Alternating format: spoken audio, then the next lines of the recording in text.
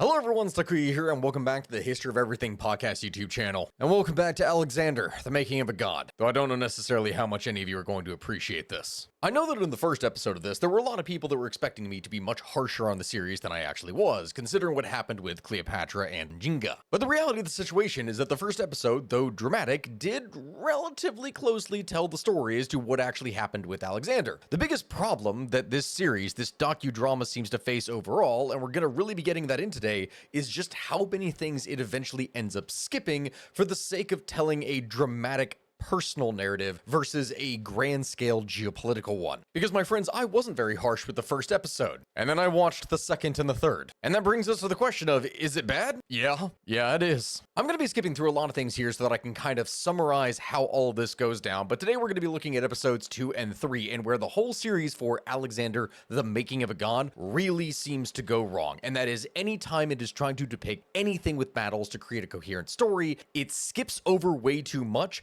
and it changes things to a degree that it completely removes Alexander the Great of being the Great, if that makes sense. Hey everyone, I'm interrupting the video right now to let you know that this video is sponsored by me, because I didn't have an advertisement to actually go up on this one. But either way, one of the things that I really enjoy doing is I love meeting up with people and going on fun adventures together. And to that end, what it is that we do is we typically try to host around 2 to 3 travel trips a year. And there are a couple of those that are coming up, with one of them that is happening this July where we are going to be going to Peru, and the other big one that just got announced is our trip to Germany. Or I say that, we're going to like Germany and Austria to the Christmas markets, we're going to be palaces, we're going to be going to all these kinds of things. Now, I say Germany, but it is Germany and Austria, with 2 of the cities that we're going to, out of the 3, actually being in Austria, which has been a point that a bunch of people have been making fun of here when I talk about this in the first place. Guys, we're going to be going to the Nymphenburg Palace, we're going to be going and walking around Munich and tasting wines, we're going to be exploring Salzburg and its Christmas markets, we're going to be seeing fortresses, we're going to be seeing all kinds of things when we go. If you want to join us, then you're only required to actually put 25% down initially up front, and then past that point, they have 6, 12, and 18-month payment options, which makes it a lot easier, but I still understand that there's going to be a lot of people who are not actually able to join us. They won't be able to afford that. Truthfully, if I wasn't hosting these things in the first place, then I wouldn't be able to just do these kinds of things. But I still try to do as many meetups as I can with local people, and one of the things that I'm doing is I'm getting more involved in LARPs. So if you want to join one of the events that I will be participating in, like in the case of the Reckoning, then by all means go ahead and join us. I'm going to leave links down in the description below. Thank you, my friends, and I can't wait to go on many more adventures with all of you.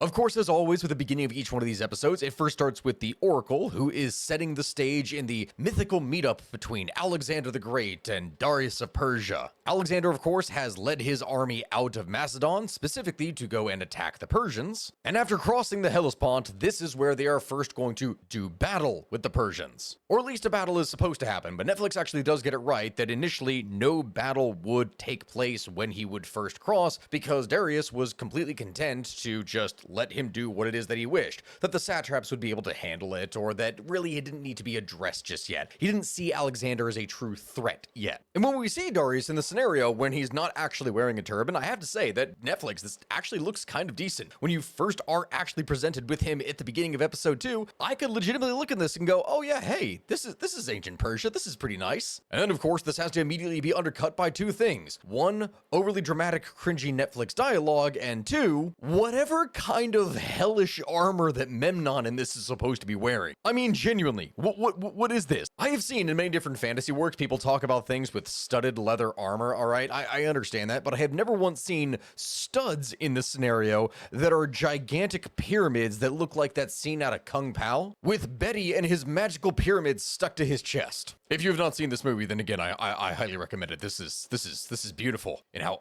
awful it is, but beautiful, but awful. This though, this is just absolutely terrible. Either way, moving on from that, no real battle happens just yet. Alexander is moving along the coast, all along Anatolia. They are taking towns, there's no real resistance, and he goes to the Temple of Achilles and he gets the armor that is there, because, you know, he worships the Greeks heroes of old, and that is precisely what he wants to be. All of that is real. That is something that definitely weighed heavily upon his mind. And Netflix really does lean hard into this personal mythos that they're trying to create for Alexander. Whether or not he did actually ever believe that he was, in fact, a demigod is something that is still uncertain, but they're really leaning hard into the drama of that. I mean, come on, the scene of this of Hephaestion, his best friend and possibly lover, grabbing him by the head and saying all they need is a hero. I mean, you can't really get much more dramatic than that. My wife just said it was hot behind me. Okay, no, that's not. Gabby, control yourself. But either way, here's where we get to one of the first major sins that we see in the series. Yeah, there have been problems with things as how they were presented before in story-wise, or things that were just constructed in a way in order to aid how Netflix was telling the story. But once it actually gets to the things that made Alexander the Great, the battles that he won against Persia and the wider world, that's where everything just completely falls apart for the series. The first major one of which was to take place here at the River Granicus, the first major battle of the Persian campaign for Alexander. It does correctly show how the Persians had decided to gather all of their forces from the varying satraps in the area and gear them all up for a fight that would occur here, where their hope was to use their superior numbers in order to be able to crush Alexander. There's a lot of moments of drama and tension and calling people rats and traitors and all kinds of things that you know that they have to add in order to pad out the time before they show any actual fighting, because you know that doesn't really matter in the series. And then it shows all the generals going and debating exactly how to proceed with battle, with Alexander being the hothead that he is, overruling all of them and instead deciding to battle how it is that he wants, which is something that was accurate. Alexander was a guy who completely took everyone by surprise with his specific tactics that he would utilize. Now, if only Netflix was actually capable of showing tactics. Oh, what do I mean by that? Well, here's the first example of it. At the Battle of Granicus, it is here that we first get to see an actual deployment of troops, of battle, of a major battle in Alexander's career, and you don't really get to see any of it properly. Obligatory calling out of bracers, because of course there has to be bracers. Why would there not be bracers? Thank you, Netflix. Oh look, back here too, bracers, there it is. This genuinely has to be some of the worst looking armor that I have ever seen in my life. What the absolute hell? It is not enough that he has pyramids sticking out of his chest, but also that they're showing Memnon with pyramids around a round... What is it? Is it a baseball helm that's been converted into some kind of headbutting tool or something? I don't know. That's really the only reason that I can think that one would have these kinds of shapes just surrounding this helmet. I have never once seen a helmet of this kind of design before. Someone in the comments, please tell me, is there a historical example of this type of helmet that I am just somehow missing? Because for the life of me, I do not know where it is that they got such an image from. But either way, what Netflix talks about here is how Alexander exceeds expectations, or rather how he completely baffles all expectations whatsoever by going against what everyone thinks that he is going to do. But Alexander thinks differently. He's not going to wait for tomorrow. No. Yes, I understand that. The beginning of the battle that they show here in the Netflix show is Alexander immediately launching into a charge against the Persian lines, which sort of happened, but not like how they're trying to show it here at all. Like, they're immediately showing this moment of like, what, a dozen dudes on horseback charging it to the enemy line, which also I have to say in the first place, what the freaking hell is with this armor, man? Why? Why the bracers? The bracers! The helmet that isn't completed for anything. You completely okay, I can't even speak here anymore. This doesn't look like, it looks like they tried to create the helmet that they're supposed to with like the Boeotian helmet here and then just stopped halfway. The companion cavalry are not charging in formation at all. It's going to immediately go and show the infantry that are moving up behind. See, this guy, look, right here in the back. He has the proper helmet. Why does this guy have the helmet and this guy does not? Nor does this guy. Nor does this guy or this guy over here. Like, none of these guys over here have the proper helmets, but this one guy over here seems to have the right one. He's the only one. That is one. That is one helmet out of 1, 2, 3, 4, 5, 6, 7, 8, 9, 10, 11, 12, 13. Nope, wait, there's one over here. You all can't even see on the screen over here. Hold on. There he is, right there. That's the guy. Okay, that is 2 correct helmets out of like 30 that is here. Also, wait a minute, hold on. This guy isn't even wearing any armor. That's an apron. He has a literal apron on him. That's not even like linothorax or anything here. No, that is a literal apron. No one can see what I'm talking about again. That is a literal apron. What is this? If someone badly photoshopped Kiss the Cook onto this, I would have believed it. I would have believed it. Still though, making fun of armor aside, like the depiction that it's trying to show here of the beginning of the battle is sort of correct. Sort of in the sense that similar actions happen, but not precisely at the same time that everything is showing, because it's turning into a complete lack of tactics into a pure melee, or at least it's going to. Alexander did indeed launch an attack across the river, but what he had done was he had ordered a group of light cavalry along with infantry forward, which then lost against the Persians to draw them back towards the river, to make them break their line, where he was then able to counterattack after that with his heavier, better companion forces and actually then crush them. But it's not going to show that. Instead, it's just Alexander and his men charging across a river, just blindly charging into the enemy. They're right when they say the Macedonian cavalry is really the most important part, because it is. That was the hammer that Alexander used. That was his key force, of course. And Alexander uses this to punch through the Persian line. Yes, again, yeah, but it's not a blind charge. It's not showing any of the tactics. It's not showing any of the actual things that he did for it. You're just showing him as a warlord that is charging, not doing anything else. And then the worst part about all this, when it actually goes into the battle itself, yes, the whole thing is supposed to be chaotic, but it doesn't show any of the actual proper combat that would have been happening in the ancient world. Everyone is equipped with swords. They are running around slashing each other, which, on that note, the Persian swords, no, what the hell? They did not look like this. I know that I talked about that in the trailer. They did not have curved scimitars that they were fighting with on top of leather armor. What the hell? What the absolute hell is this helmet? This doesn't make any sense for this. It looks like someone took a leather bowl, cut it in half, and then proceeded to glue the pieces together again. Frickin' turbans, frickin' bracers. Memnon must have been like, oh my gosh, like what's going on here? Yes, I myself had the exact same question when watching this. Yes, how accurate. I had the exact same reaction. Thank you. Thank you for summarizing that. This is not a style of battle that I have experienced before. Yes, because nothing is actually being demonstrated for a style of battle. This is a blind melee. This is just insanity. Oh my god, left flank, hold the line. And then he calls up a bunch of cavalry. What is this? What is this play? You see this, right? You can see this immediately in front of you. This looks like a foam prop. This looks like a child's toy with just a piece of foam sword sticking out of the top that someone got out of like a Halloween Express in the early 2000s. This is genuinely one of the worst looking swords I think I have ever seen in my life.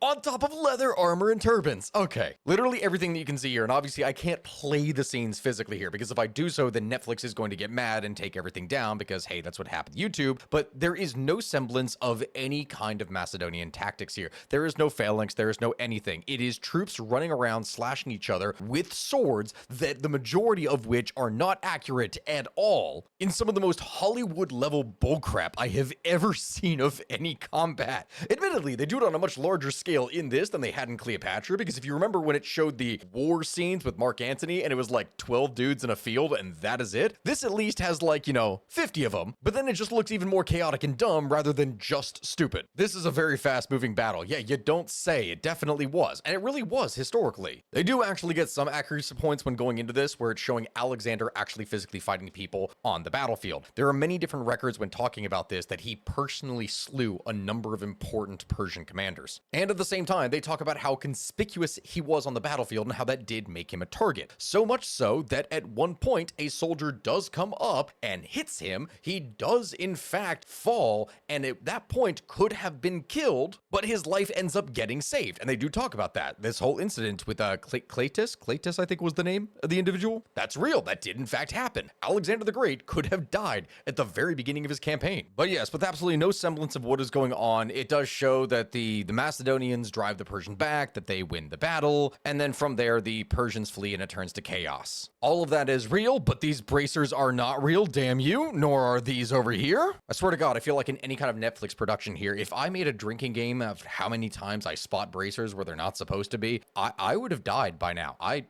probably would have. Yeah, let's not try to make that a challenge, guys. Anyway, yes, Alexander wins, and after the battle, they have captured a lot of Greek forces that it's going to be talking about. It's showing all the men who are severely wounded and how angry Alexander is. He then goes to the Greek mercenaries, because the Greek mercenaries were one of the large contingents of troops that were fighting on behalf of the Persians, and he confronts them about their betrayal of Greece to support the ancient enemy being Persia. And yes, this did actually happen. The dramatic speech that he gives and all of that, no, all that seems to be made up, but he does feel betrayed that the Greeks would betray their fellow Greeks. And as punishment, what ends up happening with them is that all of these Greeks are shipped off back to Greece and Macedon in order to serve as basically slaves in the mines and these kinds of things. That their labor will now fuel the war effort. The weird thing that Netflix seems to imply from this is that after capturing the mercenaries, he then massacred the majority of them, which wasn't really the case. No, the Greek mercenaries that were massacred in the battle happened from when they were fleeing the battle, and cavalry during that aftermath, when this usually happens after a battle, the victorious side is able to ride the enemy down and slaughter them there. This is actually when the majority of casualties tend to happen in ancient battles, was during a rout, not during the actual combat itself. The 2,000 Greeks that were captured from the battle, though, those were shipped back as slaves, not just slaughtered here on the battlefield. I don't know why that they're phrasing it like that. But yeah, that happens. Memnon goes back. I've spent all this time ranting about specifically one battle because the moment that everything actually broke out into conflict, that is where everything just went way downhill for me here, and it's only going to get worse in the next episode, as you're going to see. Memnon goes back to Darius. Of course, they now have to gather their forces, and in the meantime, Darius has left Alexander to pretty much do whatever it is that he wants in Asia Minor while he tries to gather his forces elsewhere. It shows Alexander in this going to Halicarnassus, but it does not even mention any of the details with the siege. It just shows them breaking in and slaughtering people, which, again, skipping all the nuance of it. It's not necessarily one of the big major moments like the siege of Tyre later, but it's a key example of how they just skip past all the details about Halicarnassus and how it had to be taken and how his forces were constantly being harassed by the Persian navy. It completely skips all of it because it shows him being a tyrant. It shows him being brutal and going in and slaughtering people. And then what it does not mention is that Alexander, over the course of conquering Asia Minor, didn't really have to conquer it. The thing is, after he won his victories, almost every single town that he came up against just immediately surrendered, and then he wouldn't have to actually fight them. This is how he was able to make such a lightning pace through it without having to worry about anything, because he kept the power structures that were already there in place and didn't have to change them. Again, it's just one of those weird things. It continuously shows Alexander's generals questioning him and him overruling them to be able to continuously push on, something that we don't really normally see of in history until it actually gets to the later part of his campaigns when the men were exhausted. But now that is the end of the second episode, moving on into the third, the big point, the arguably climactic point, or at least one of the big climactic points, the Battle of Issus. Issus? Issus. It's Issus, is it? Either way, episode 3, face to face. I love how in the beginning of the episode 3, they set it up by saying, as a wise man once said, I do not fear an army of lions led by a sheep. I fear an army of sheep led by a lion, talking about now like comparing Darius and Alexander here, which is way more accurate than what it actually ends up showing for how the Battle of Issus goes down in here. That is the focal point of the entirety of episode 3, is specifically setting up for the Battle of Issus. It does several things that are quite accurate. First off, Darius actually is personally leading his forces for this. It shows his queen going with him, and many people are going to question that in the beginning, going, hey, what the hell? Why is a woman on the battlefield? No, that actually did happen. It was customary for Persian nobility to take their women with them. That was a thing that they would specifically do. The women would be in the camp. They would be overseeing it. And because the Persian kings had never actually been defeated on the battlefield like that they were present in, this was something that was, of course, safe because they had the greatest army in the world. Why should they care? We have a whole bunch of dramatic dialogue here where Darius is talking about how they can't underestimate Alexander because he already beat them once, but that they are also simultaneously going to crush him, that they're going to show him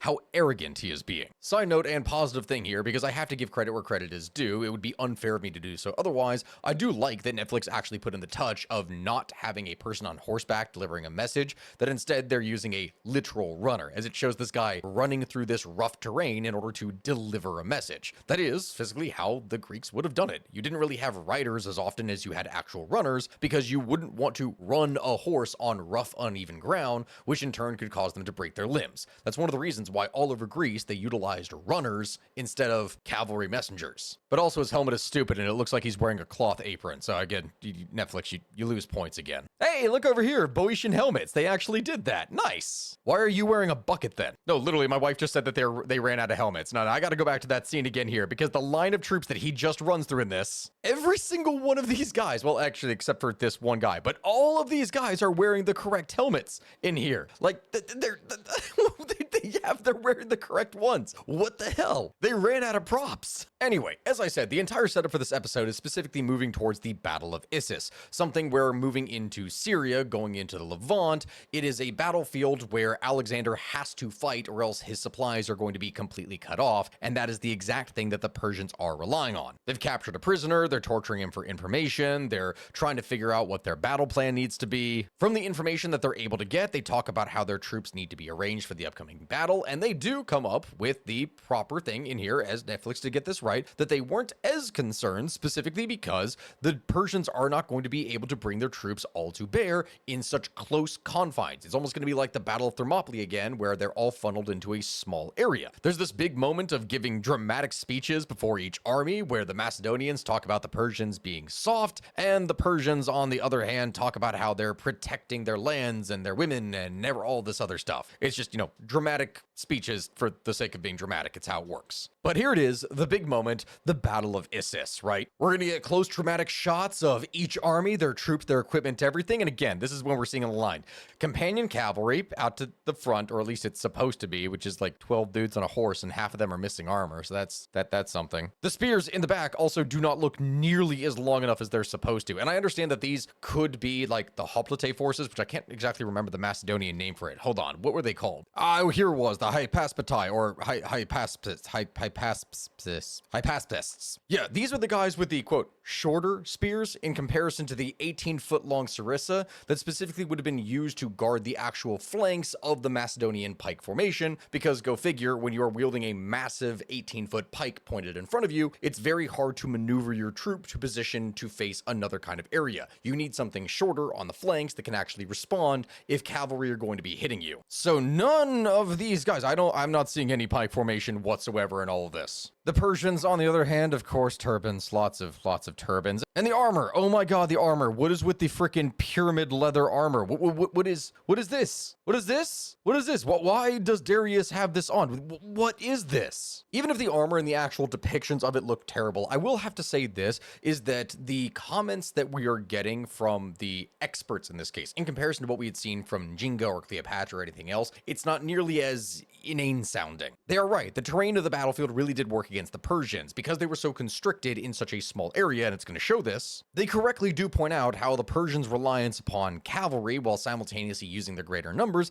doesn't actually work to great effect here because they're all constrained. All this is true. This is very true. They also do correctly point out how Alexander would position himself to the flanks of his troops for decisive movements. Meanwhile, Darius is in the center and protected by troops all around him, from which he is able to command things. So the setup that they have for the battlefield, even if armor-wise everything in there looks terrible, at least the setup of the tactics that they show in the beginning seem to be correct, right? Well, that's just it. That's where they entirely skip over tactics entirely as the battle plays out. Let's roll. The battle is getting ready to begin. This is where it actually seems to show. Finally some degree of line here with the Macedonian phalanx where it's supposed to have the long pikes. The pikes are not nearly as long as what they're supposed to be, because remember, we're talking about things that should have been around 18 feet long, and assuming each one of these guys, like back in the day, would have been more along the lines of, say, 5'5", something like that. That means that theoretically, these things should be not to the height that they are. These should almost go to the top of the screen that you can see up here. Like, they should be way taller than this, but they're not. This looks like they just got some, 12-footers that are put in here, maybe 13 feet, which is still long, mind you, that they're putting in here, but not nearly as long as they're supposed to be. And it looks like it's just shorter going all the way down. This is not the proper pike phalanx. They did not get the right tools to actually be able to show it. They do at least get into a formation, which that is something that is nice to kind of see, even if it's not as big as what it's supposed to be. That's what she said. Don't laugh at me, Gabby. The Persians get to their own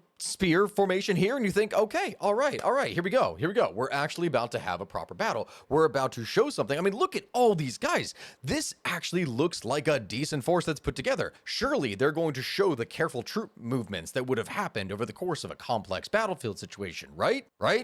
No, it's Netflix. What the hell did you think was actually going to happen? They immediately just frickin' charge. And on that note, again, from the very beginning, do I have to stress this? Buddy, the turbans. Why the turbans? Why the the leather-looking armor here. Literally nothing about any of this is right whatsoever. The freaking toy foam scimitars. Why? Why? Why, Netflix? Why do you do this to me? Why? Soldier charging. Yeah! The Macedonians at the exact same time on the other side also go ahead and charge in. And then when it actually gets to the troop meeting, this is what kills me. This is what absolutely kills me. You think, okay, right? They kind of did something right here. The Macedonians specifically practiced a type of battle in which the phalanx, like the pikes moving forward, would actually kind of run towards the enemy. In formation, mind you, with multiple points pointing towards the enemy, but that is where they were actually supposed to move in and all attack, because it's really scary to see a literal wall of spears that is going towards you, right? Right? Yeah, you'd think so. But then as the two sides get ready to meet here, for whatever reason, this guy over here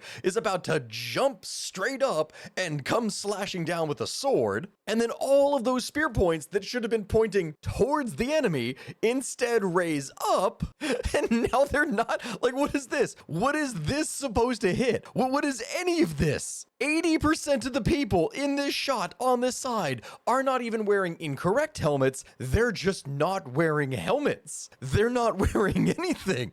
And it immediately turns into a disgusting melee brawl. Yes, Gabby, I am really stressed about helmets because that was quite literally, you could have a person in ancient warfare that had no form of armor. They could have gone into battle naked and they still would have worn a helmet. That's the thing. You always wore a helmet. That was the first piece of armor you tried to get. Everything immediately turns into a massive chaotic melee. There is literally no rhyme or reason for any of this. Sword fighting? Yeah, sure, why not? Who cares about spear formations or any of that? No, we're just gonna have a whole bunch of people in turbans slashing at each other with overly large scimitars that didn't exist for a good 1,300 years past this point. And yeah, that's totally fine. Totally fine. And the thing that really bothers me about all this, more so than anything that I have talked about, is that even with the chaotic melee, even with all of the crap that Hollywood has a tendency to put into these kinds of things to show battles, it is specifically what they do to, again, remove any tactical capability of Alexander, which doesn't make any sense. Alexander specifically positioned his troops on the flank, and he went and attacked with his heavy cavalry up the flank, up to a terrain that should have not been to his advantage, because he specifically wanted to drive the Persians off of that point to be able to circle around and attack them. Instead, no, it just shows him rushing into the melee, rushing into the thick of it, and then somehow magically out of all of this, as though he wasn't baiting and trying to do this in the first place, he spots his moment to attack, when no, that was the plan in the first place. He starts it with his charge from the right with his companion cavalry. Yes, he does, but that is specifically after he utilized them to try and break through by attacking on unfavorable terrain so that he could try to take a position where they least expected him to. But no, they're not going to mention this. But either way, the result of it is the same, okay? It doesn't matter from the setup here. It does end up happening that he does deliberately go after Darius. And as they say, all the sources agree that Alexander personally led his companion cavalry in an attack upon Darius's position. But what really is upsetting about this is that it doesn't actually show